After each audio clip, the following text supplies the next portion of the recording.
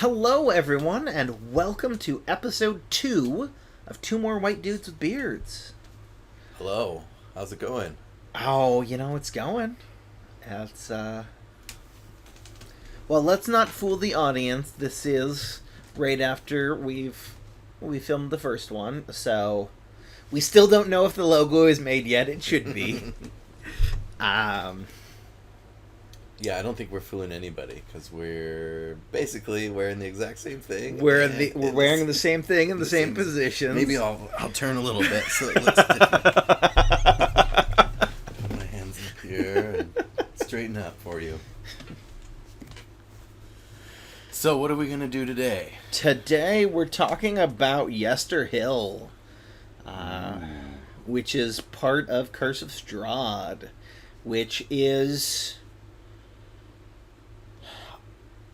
I haven't gone through Dragon Heist or Descent into Avernus, which I think that's out now. It is, yes. Okay. I've seen it at one of our local game stores. Excellent. I also haven't seen Saltmarsh, the Ghosts of Saltmarsh, but I have seen people talk about the Ghosts of Saltmarsh. I've seen a couple of really deep dives into that. Mm-hmm. I'm playing through Tomb of Annihilation. Mm-hmm.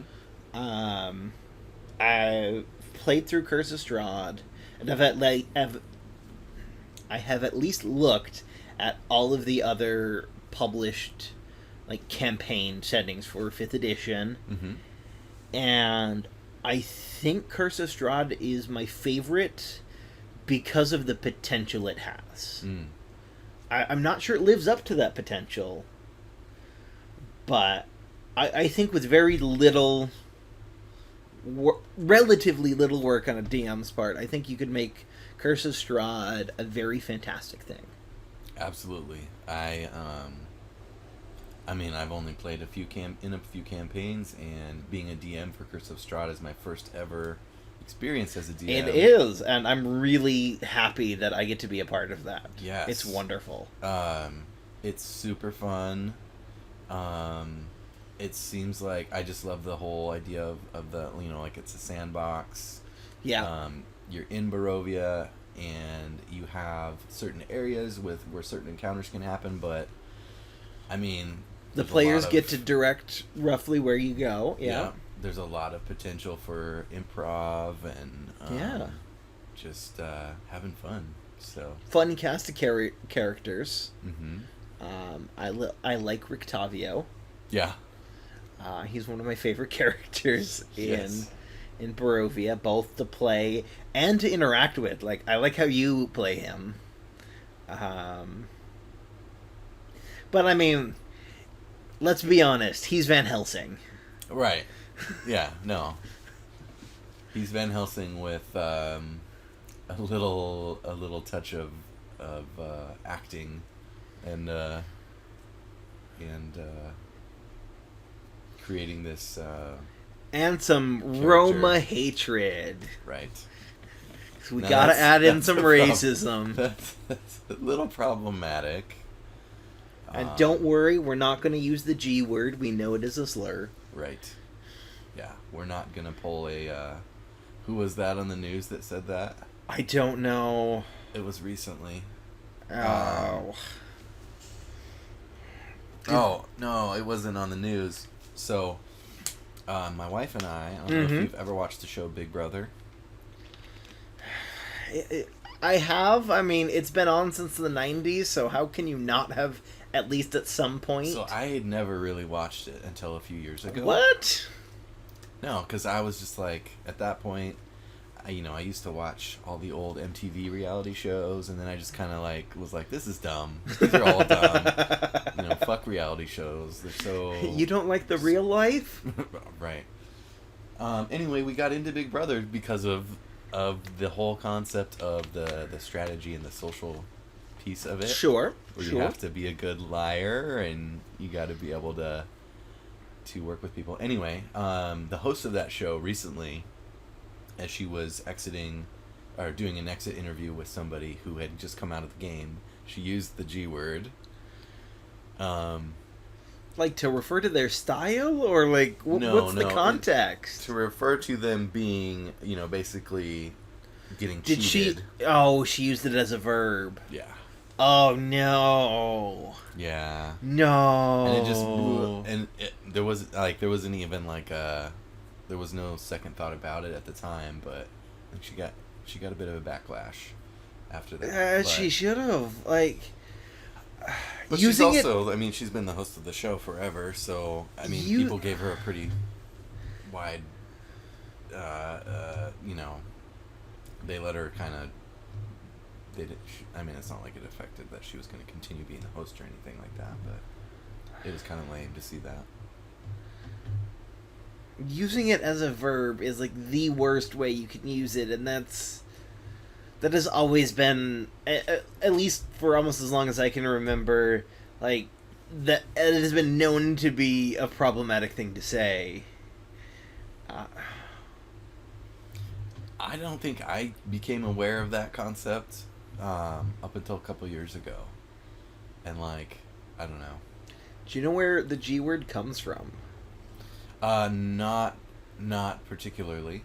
So, when the Roma first entered Europe, they did it through Egypt. Ah. And they weren't Egyptians. Right. So, that's where the G word comes from. I see. I say Roma, there's also Romani, and I do know there are other ethnic groups that are kind of clumped in there.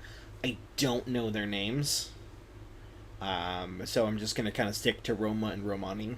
Yeah. Because I know that is part of the group.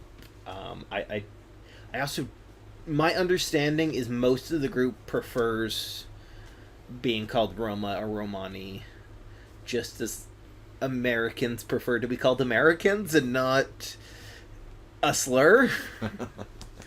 Hopefully we're getting it right, folks. I'm sure you'll let us know if we're not. Yeah, no, if anyone in that culture definitely listens and wants to correct us, please do. Yes. I really do want to. I don't know as much as I should about that group. Yeah. I do know they originally come from northern India. Oh. Yeah. Interesting. But let's go to Yester Hill. Let's do it. Okay, so why don't you set the scene a little bit? What's happening when people in Curse of Strahd get to Yester Hill? What is Yester Hill? How do they get there? Sure. So, typically, folks are several levels into the game at this point. Mm-hmm. And you've gone through Barovia and Vallaki. Yep. And I'm trying to think of kind of how the whole idea of Yester Hill came up. At least in our game, after the party had gone to the Wizard of Wine's winery. And we went there because the Blue Water Inn in Vallaki, they said they needed wine from this winery, and they hadn't been getting their shipments. Yes. So, urgently requested help getting some wine from the winery, which the party obliged to try to do. And after going to the winery, there's a whole thing about the winery. A massive fight at the winery. Yeah. I think our session was out. I think we've had 2 sessions where all we've done is fight, and I think that was one of them. Yeah, I think we had a 5-hour-long battle. Yeah.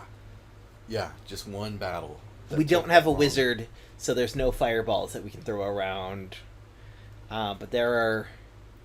It's 180 twig blights? It's a shit ton. Yeah. There was no place to... I was running out of places to put them on the map. And they've got 4 hit points each. Yeah, they're just garbage. I think they've got an AC of 11 or some crazy shit that. Yeah, real low. Yeah, it's just tedious after a while, fighting them. If you have area of effect spells, it's really fun to fight them. Mm-hmm. We've got a bard, a paladin, a barbarian, a circle of life cleric, or is she light? I don't recall. One of the two. Yeah. A monk and a warlock. Mm-hmm. Yeah, so that took a long time. After you do that battle, you talk with the Mardukov family who run the winery. As well as the Blue Water Inn. Yes, there's a family connection there. And they let you know that something was stolen from them. And they ask for your help getting it back. Which sends you on the way to Yester Hill, which is just south of the winery. Not terribly far. So No, not terribly far. Not a long travel. I think it's supposed to be like a couple hours. Yeah. And I think I might have even like shortened that in how I ran it. So anyway, It's short jaunt south. yeah. I don't remember if there was a lot of exposition about what Yester Hill was to you guys or what it. No. Yeah. We never got into the why and wherefores. Yeah. So it's basically a hill that has essentially like burial ground. I've got Yester Hill open on my tablet, and it starts off with the druids who worship Strahd as lord of the land and master of weather convene here, atop Yester Hill on the very edge of Strahd's domain. Yes. So, a lot of Strahd worshipping happening at this place. Yep. There's even a wooden statue, because I don't know who made it or what, but it's It's like Strahd, a Wicker Man right? statue of Strahd. Yeah. And so when the party arrives, they see way off in the middle of this gigantic hilltop. So let's talk a little bit about the map. Yeah, let's do that. It's a fucking nightmare to try and run. I think, I don't know if equally, but difficult both in your experience doing it through the online program, and then I did it, with a tabletop map. So it's the map that is provided in Curse of Strahd is a one-page map, and normal size, same size as all the other maps, except there's this little note down near the bottom: 1 square equals 50 feet. Yeah. 1 square equals 50 fucking feet. 50-foot square. Which means that each square is 250 square feet, which makes it 100 normal squares by 100. Right. So. Right? No, 10 by 10. Because each square is 5 feet. Right. I did that. I went the wrong way with that. So each square on the map it becomes a 10 by 10. And it's massive. Yeah. And you come up in one corner and you have to travel to the center of the map. Yeah, so you go up this hill, you enter, or you approach this big circle of Stones. large boulders. Yeah, taller than you are, going all the way around the top of this hill. And there's 2 entrances inside the ring. Yep. And do you want to tell people the fun thing about these boulders? I don't remember. The lightning. Oh, that's right. If you actually, I don't remember how the lightning works. Well, I will look it up then. Okay. I think it has to do with if you...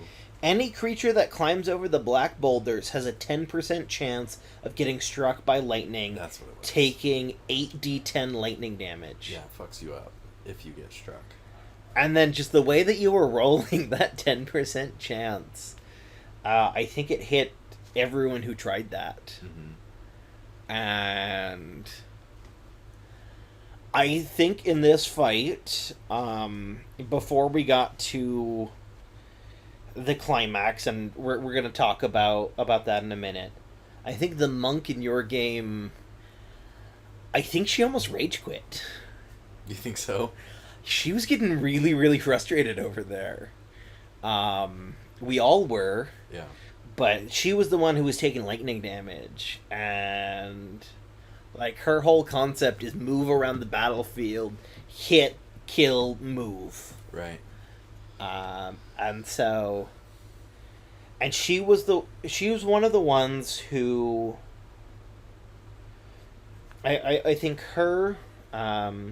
she's my other game, Pegasus, also known as Meg. Your wife, Kat, and my wife were met.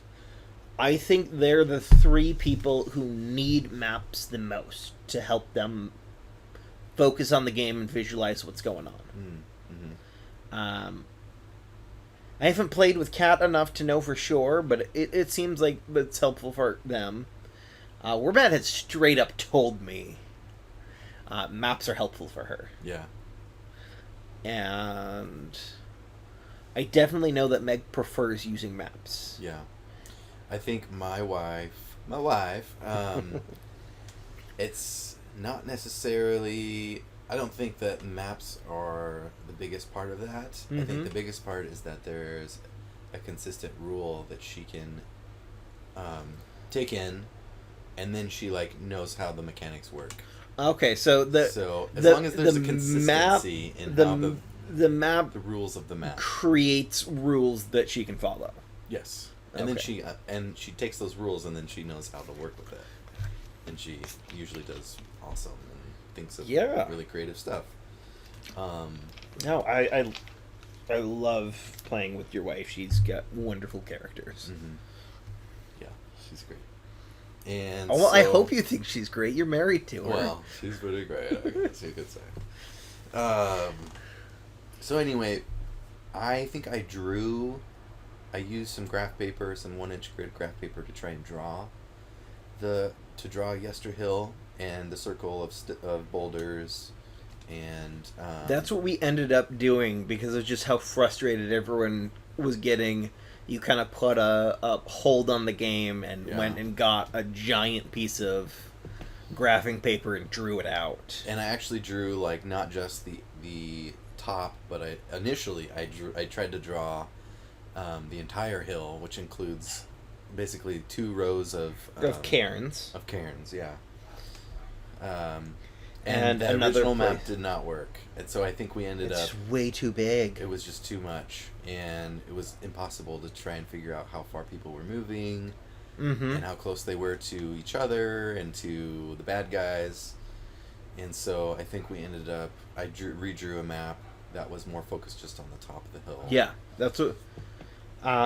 So a fun thing that you do for this game that I really appreciate is you print out the maps on 1-inch grids, and like we cover your dining room table with it when we play, and I actually love that.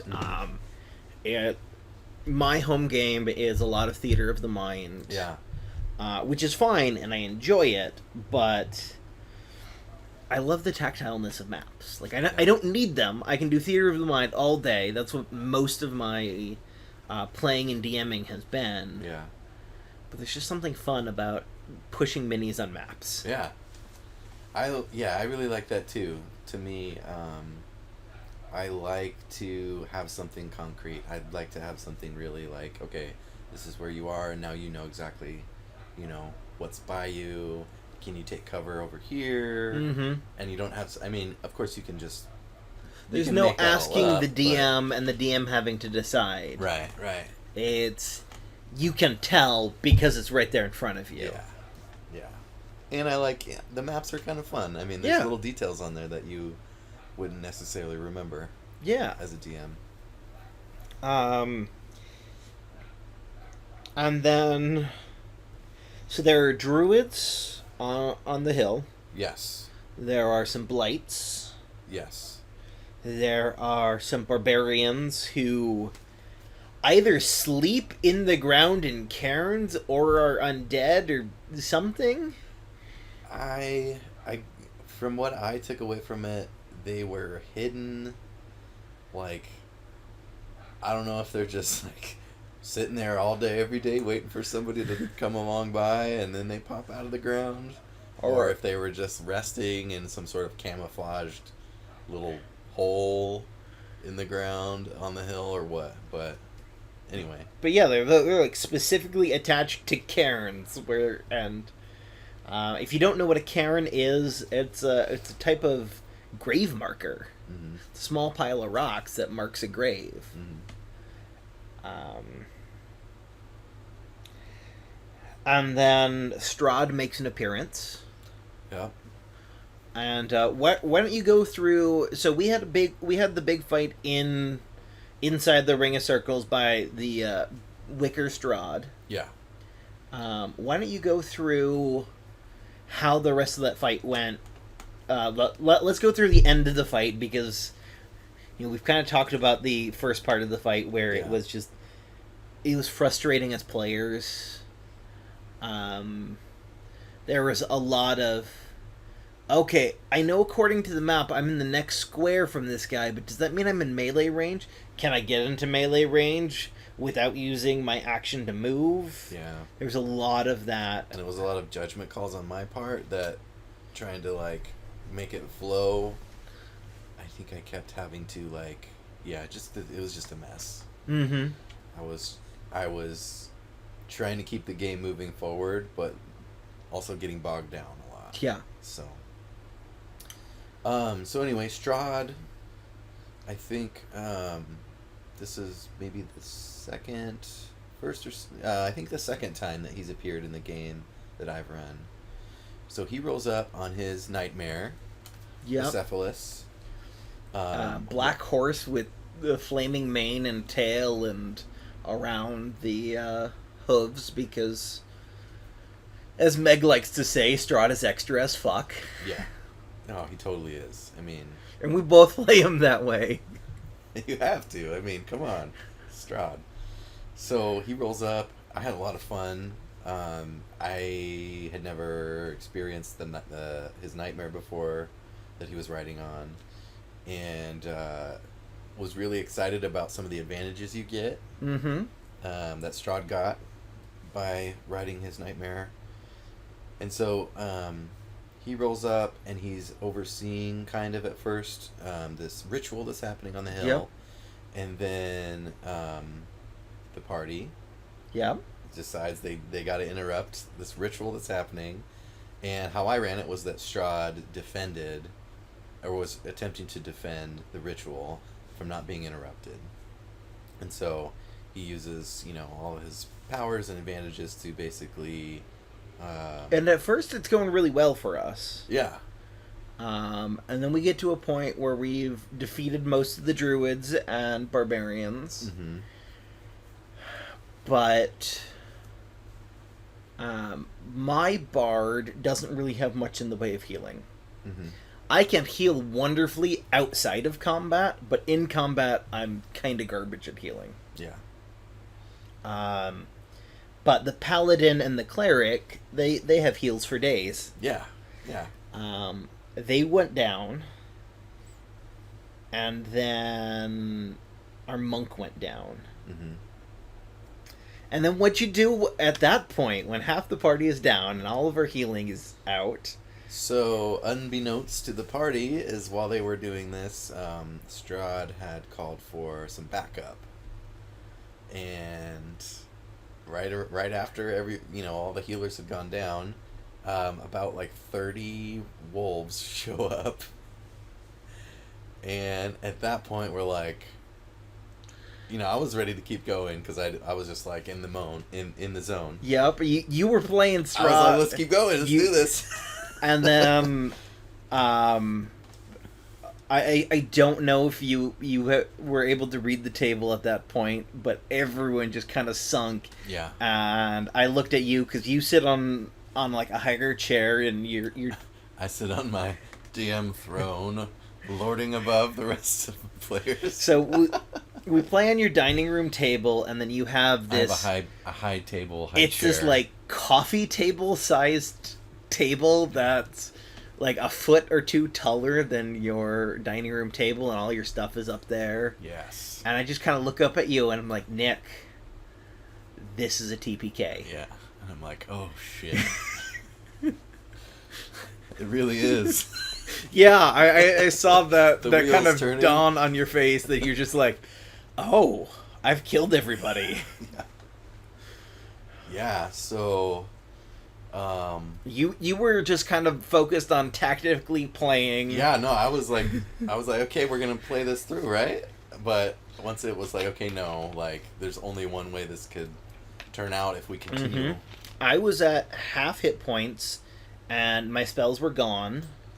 I have since I'm a tiefling variant from Mordenkainen's Tome of Foes.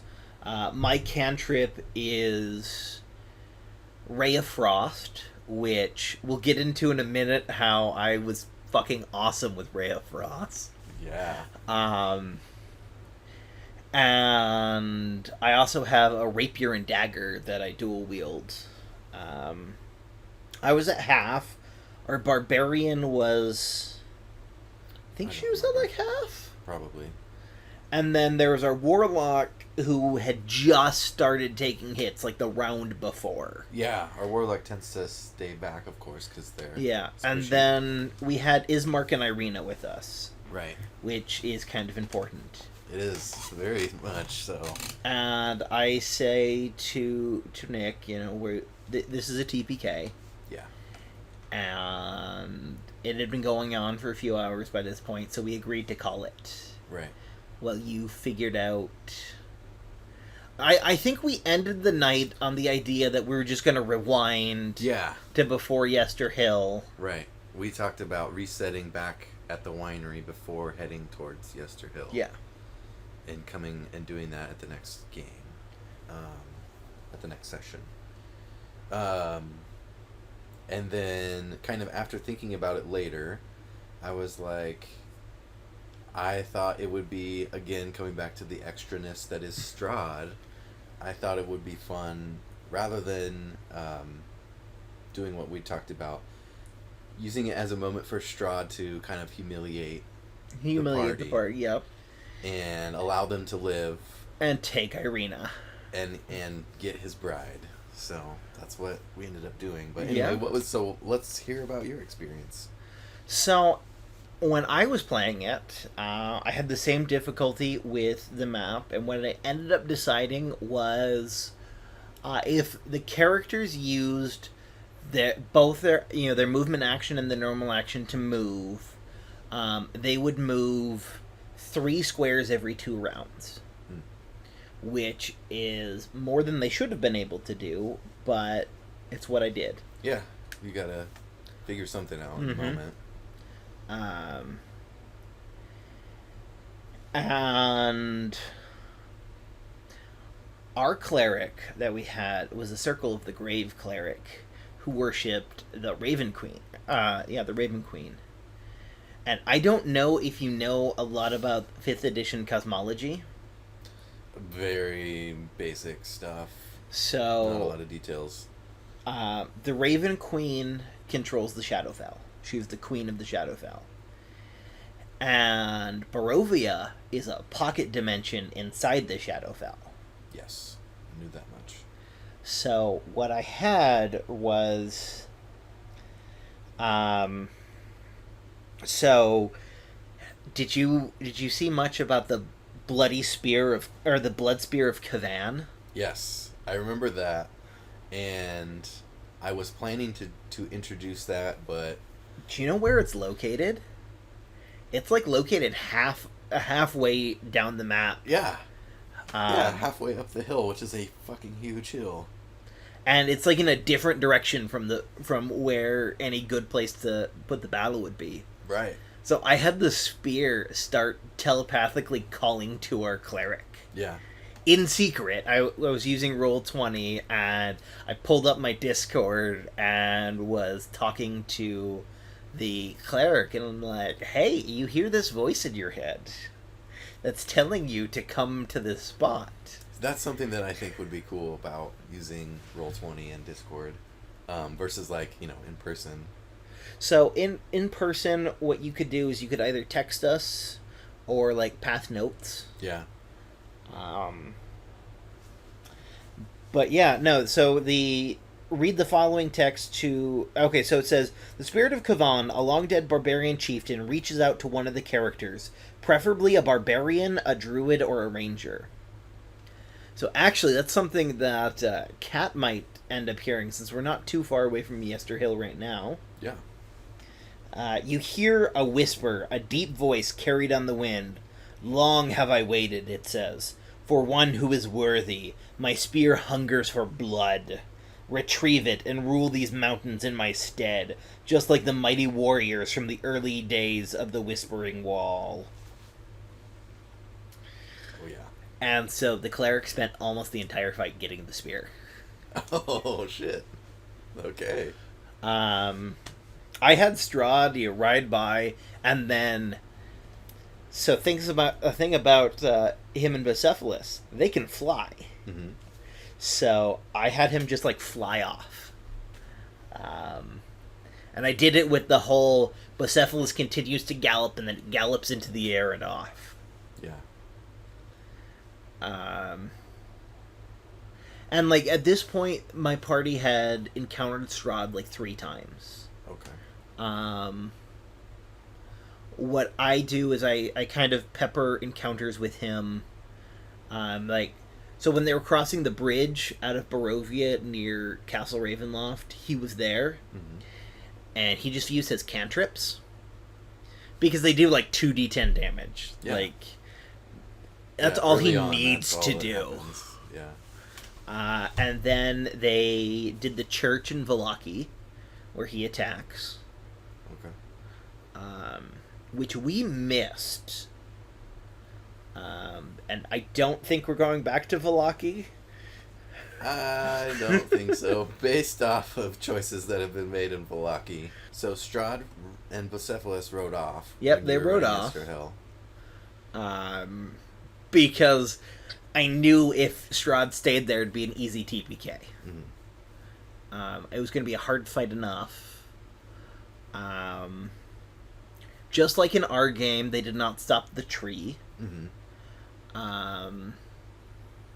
They ended up having a fight with the tree right before it got to the winery. And that was the moment where... So my group thought the tree was super easy. And I'm like... because they had killed it in a round and a half. And I was just like, you realize it has like 160 hit points. Yeah. You did almost 200 damage in a round and a half. Yeah, that's... And then they're like, oh. So, they must have been rolling good. They rolled good. I think the paladin got a critical hit and used some of his divine smites and just, like, they lit that tree up. Yeah, right on. And in my game, it was quite a bit of a different experience. I soloed that tree and won. Yeah. I don't know what you call that strategy of keeping your distance. It's called kiting. There you go. So you were always outside of the range of the tree. Yep, and within range of your... Within range of Ray of Frost, because that is a 60-foot range. And the tree... So, I was able to figure out... So, here's the thing about Ray of Frost. It's something I love about Ray of Frost. This is the only time that part of it has ever come into effect in any game I've ever played. Ray of Frost does damage and slows the creature down by 10 feet. Oh, yes. Until the start of your next round. Yep. So it was always just I slowed the tree. It could not physically get to me on its turn. Yeah. Which was kind of frustrating as a DM playing the tree, this giant tree blight that's, super hardy and can cause a lot of damage, and did cause a lot of damage at the winery. But this little fucking pest was running around, causing enough damage and staying out of range. Its AC, I think, is only like 13 or 14, and I have a plus like 10 to my Ray of Frost. Yeah. So it's like, as long as I don't critically fail, I'm going to hit this tree, and it's not going to be able to hit me. It cannot get into range of me. Yeah. It was a very effective strategy under that. I could tell it frustrated you, but you're just like, no, like, I mean, yeah. It's how the rules work. What it is what it is. And, yeah, and so, I mean, I don't know if your party in your game ever interacted with the Goltius tree on the other side, by the other That entrance. is the tree that I used, is the Goltius tree. Oh, okay. Yeah. So the wicker Strahd was just a thing. Okay. It was just kind of a piece of set dressing. So the Goltius tree is the one that's supposed to walk around. Oh. I guess I read it. I don't know why I thought it was that the Goltius tree, like, forms out of the statue of Strahd, but that's how I played it. Yeah, I mean, you played it fine. I enjoyed it. Yeah. And this is one of those things that we mentioned in the first episode, where it's really interesting when two people can read the same thing and run it completely differently. Yeah. Well, hey, they both worked. They both worked. And were fun. So, hey. That's your main role, right? Yeah, that is the main role. As long as the DM has fun. The DM also has to have fun. That's true. Yeah.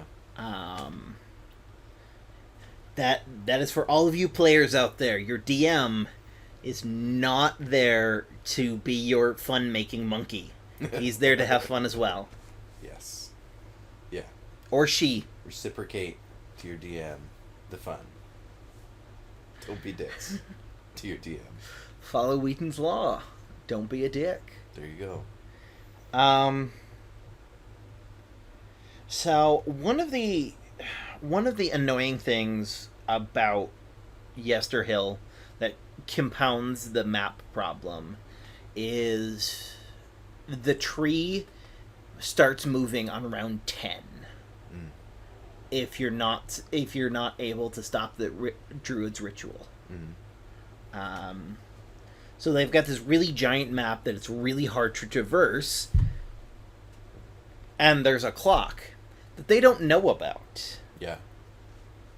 Yeah, your players have no idea really what's coming.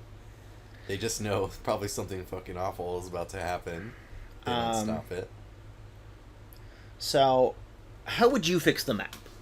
And that timeline and that countdown? Like, what would you do? I mean, like, I think just for, like, practical purposes, I would have just made it...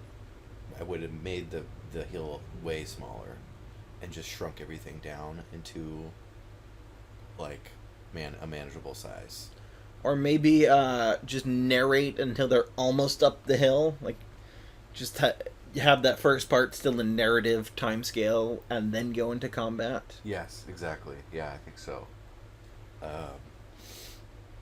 Just to make it smoother and less confusing and... Well, definitely you want to put the map in the normal 5-foot square scale. Yeah, absolutely. So, I think doing that is like... You're like 90... You fix 90% of the issue. Except then it's just... You have a massive map. Yeah. Yeah. So, yeah. What are your thoughts? So, I would definitely do that scale. And I'd either do what you were saying, or not make it a 10-round countdown. Make it like a 15 or 20. Because when they stop up in the top corner and have to travel to the middle of the map, like, without allotting any rounds to combat, it can take them 10 rounds to get to the ritual. Yeah. So either make it more rounds for the ritual to take, start that, or start it later. Mm-hmm. Start that countdown later, because that tree... I think that tree would lose a lot if the players didn't recognize, maybe even after, that they had a chance to stop it. Mm-hmm. They don't feel like they had a chance at any point. It's not fun. Right. Yeah. And so I remember what we did was, so we came back the next session because the tree hadn't made its appearance yet by the time Strahd was basically killing you guys. We came back and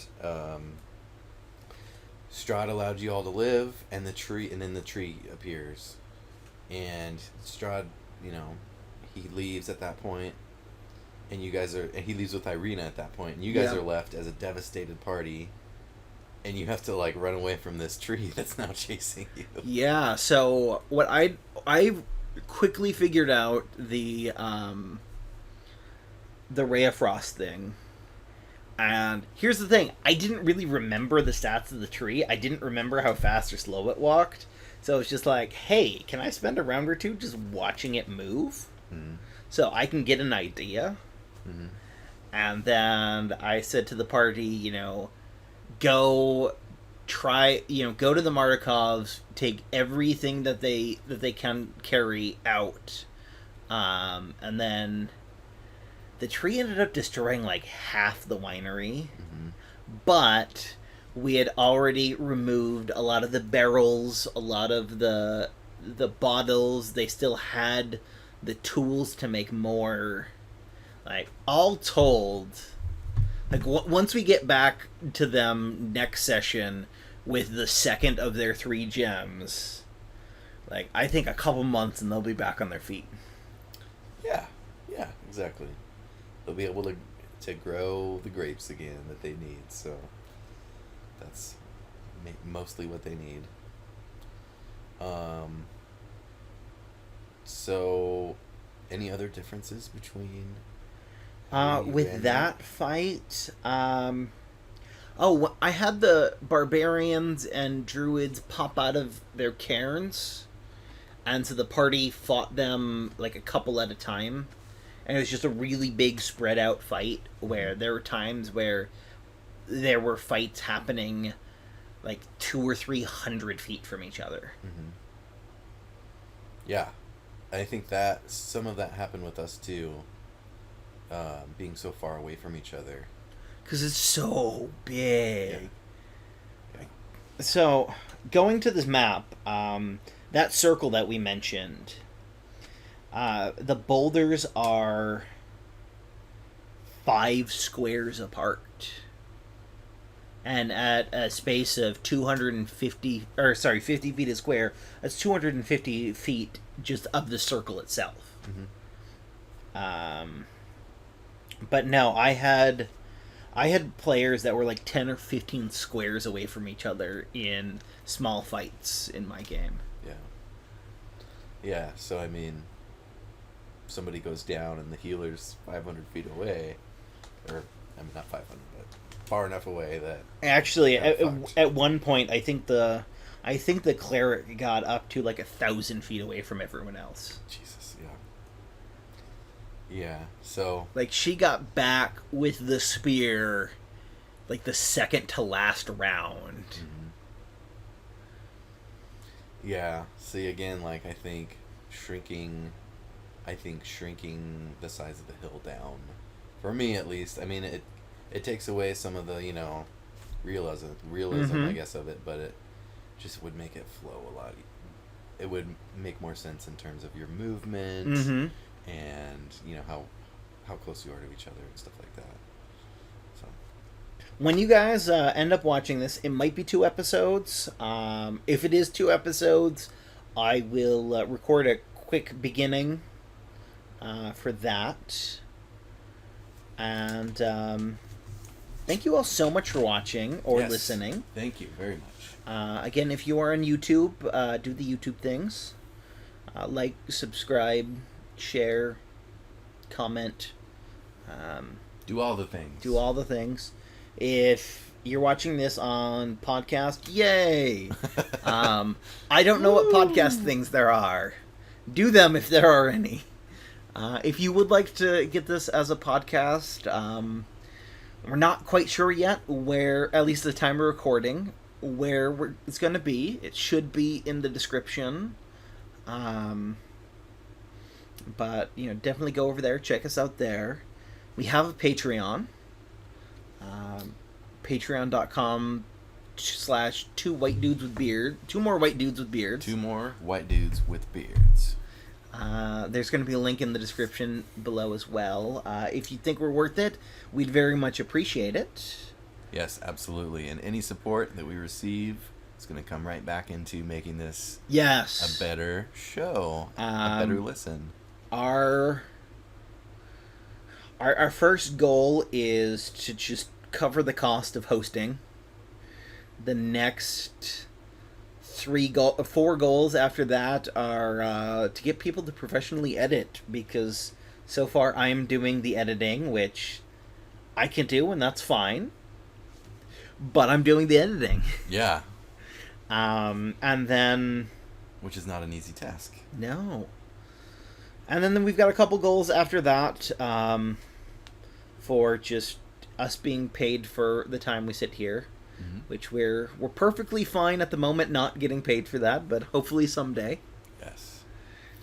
And I think we'll get into, we're not just going to be talking about D&D. We're not. We're going to talk about a range of other things. Left-leaning nerdy stuff, right? Yeah. So, well, because that's who we are. We're left-leaning, we're left-leaning nerdy folks. And I think there'll be some more spicy conversation coming.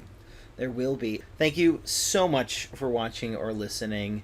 Make sure to tune in next week for either the second half of this episode or the special Halloween episode. All right. Thank you.